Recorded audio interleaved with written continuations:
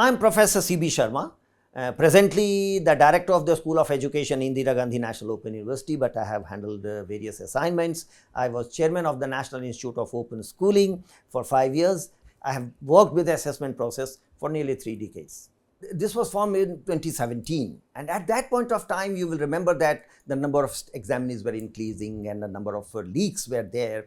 So the government was keen on cleaning the system, and it was visualized that we should have online exam, computer based exam instead of paper pencil. It's very difficult to handle paper pencil because questions are printed, distributed. There's so many points where it can slip. So at that point of time, it was thought that let us have online exam, computer based.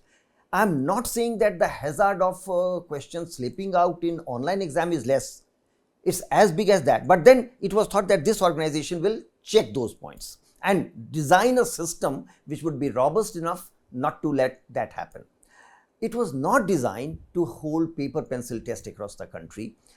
Although I must say that it was discussed at that point of time, and it was thought that if it has to do that, we'll have regional offices in the states as well. We can have one organization conducting exams for all different organizations, and that is what has happened. It is holding exam for universities, for medical colleges, engineering colleges and all, law colleges. It has come up to that, it is doing that, but then it was thought that it will do only online. It was not thought that it will be conducting paper pencil across the country, because I believe the structure is too small to handle that. When you do a paper pencil test, then you have to undergo a long process. Printing of paper, sealing, distribution, stacking, then again distribution on the day of exam. So that's a different ball game. It was not designed for that. And I believe the NEET issue is exactly that. NEET has slipped because it is paper pencil, and you have so many points, nearly 5,000 plus minus centers are there, more than 20,000 people are involved. How do you ensure that 3 or 4 or 5 people out of these 20,000 will not be corrupt? This NEET issue is not exactly a blot on the NTA. You have given it a task which it was not geared to handle.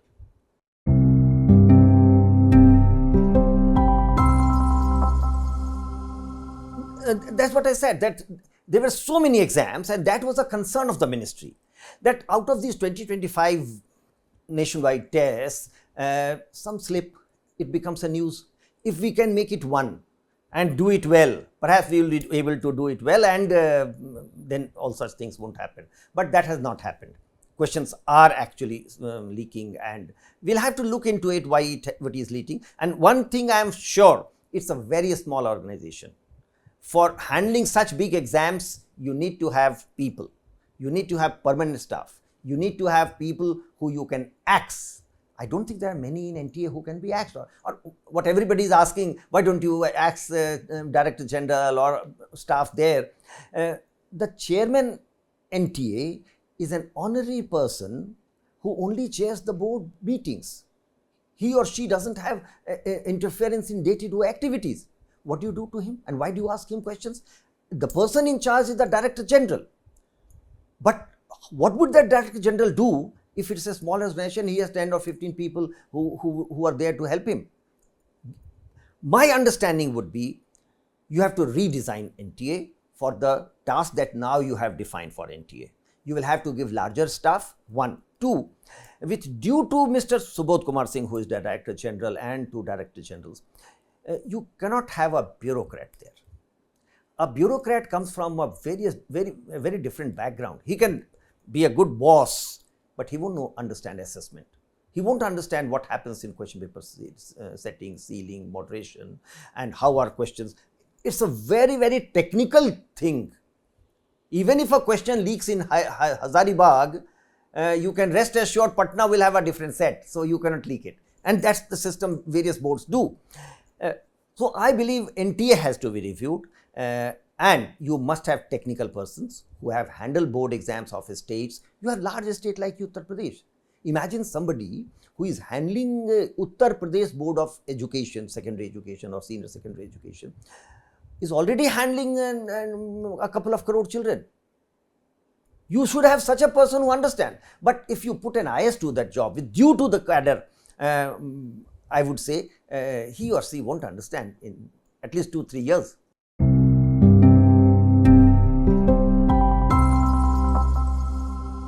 See, what I believe is it's a government office.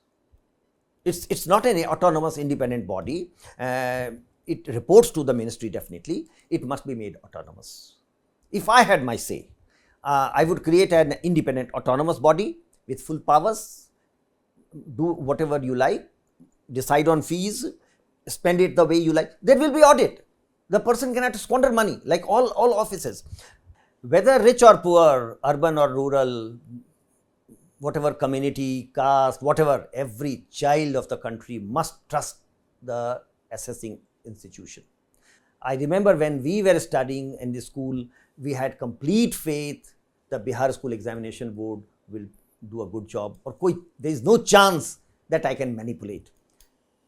Most of the boards have slipped. We must look into it. So and second, I will say there are mechanisms. As chairman of an assessing board, I have seen the system from close quarters. They have brilliant mechanism. I don't think there is time to discuss that. Even if a question paper leaks in Patna, you can rest assured Calcutta won't know that, or Bhubaneswar won't know that, because there are mechanisms. I have done that. My question was leaked in a particular state. All other states were comfortable because questions were different. We do that. So, and this is the problem when you have somebody who doesn't understand assessment, and assessment at a national level of this type, you slip. You should employ all that. You should have a core group of very professional people, tested people, and then you can do it. At the end of the day, you will have to trust that one person who decides where will the question be set, where it will be printed, how it will be carried, and he or she keeps a track of the question paper and ensures nothing hanky-panky goes on. But you cannot have a fleet of 20,000 people and say we will be able to manage. How can you manage 20,000 people from one point? So I will say redesign NTA, make it a professional body. At the moment, it's a bureaucratic body. It's bureaucratic. Make it a professional body who understand what is assessment, and they decide how it is to be done, and leave it to them, and it will be done. I'm completely assured, and I'm confident if you have people who are professional, they will be able to do it.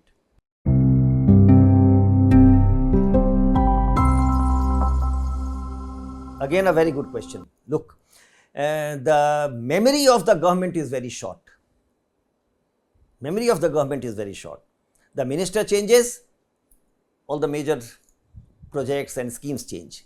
The secretary changes, and the secretary has a completely new view of education. The joint secretary goes, the organizations he or she is looking after has a completely new outlook. In government, they have no idea what was the plan behind establishing NTA, with due respect. And again, it's not a political question. It's a academic answer to your question, that organizations which are under the government have to redefine themselves every time there is a new minister, there is a new secretary, or there is a new joint secretary in the ministry. There is no continuity in that sense. So what I will say is make it autonomous so that it takes care of itself. Let me ask you a question. You have national boards. You have two central government boards, CBSE and NIOS. Who is the boss of the third board? When was the third board created? There are no papers, but it is running as a board. No one knows what happened, who created. That's government.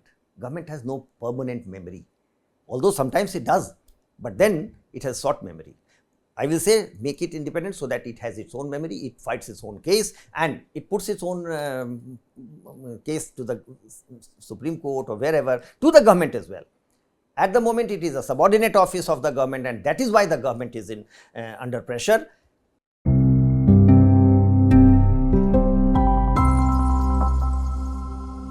It's a political issue. It has become a political issue. Why it has become a political issue? This is the largest exam of the world. There is no single exam where you have about 23-24 lakh children appearing. Now, there are just 1,20,000 seats in medical colleges. 21 lakh are destined to fail. They won't get admission. Now, if there is a boy who has got 1,20,000 one position, he or she will also aspire कि एक बार और हो जाता board तो शायद मेरा number आ जाता. So you have 21 lakhs youngsters, volatile, 18-20-year-old, who are fighting for it. What better ground an opposition can get to take it up? And the opposition is lapping it because they know we have 21 lakh emissaries in the whole country who will be behind me or behind us. So they are doing it. There is not a single statutory body in school education. Do you know that? They are all under the government. So tomorrow the government changes, the political party changes, the head of all these institutions, NCRT, CBSE, NIOS changes. Minister happens to be the head, just like the NTA. I am putting these cases so to make your audience understand that we must keep education assessment out of the government with independent bodies so that the government only takes action.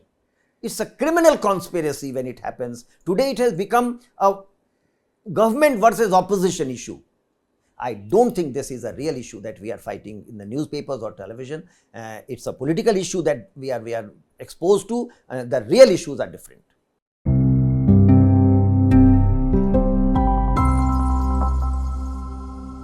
Cases must be filed across the country even if the number of cases is 100. That will repose confidence of your examinees in the system and the government that the government is serious. At the moment, the image that is being created is that government is not serious. Even though I have seen the minister come so many times and I am a linguist, I have seen his body language.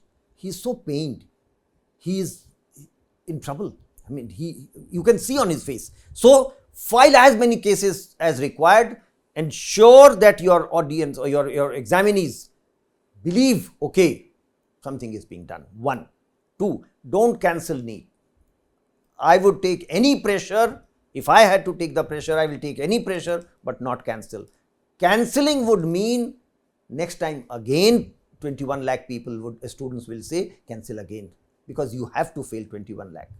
Third, immediately design a nationwide structure if you have to do a paper pencil test. Online, computer based, you can sit in your office, design your software and hold exams across the country, although even that is very slippery. You identify a center in say Hazaribagh or Kodarma, but you don't know what is that center and that may slip. So even that requires a regional or a regional setup, state-wise setup. Immediately do that, but keep it outside the government. Don't try to control it. It's not required. Let it be independent, watch it, and every time it errs, strict action, very strong action. A nation must believe the agency. Just as the nation believes the UPSC, nation must believe NTA. अगर NTA कर रहा है तो ठीक ही होगा, ये देश भर में होना चाहिए. You have to put people there who mean business, who are not subordinates, who are independent decision makers and they understand the work.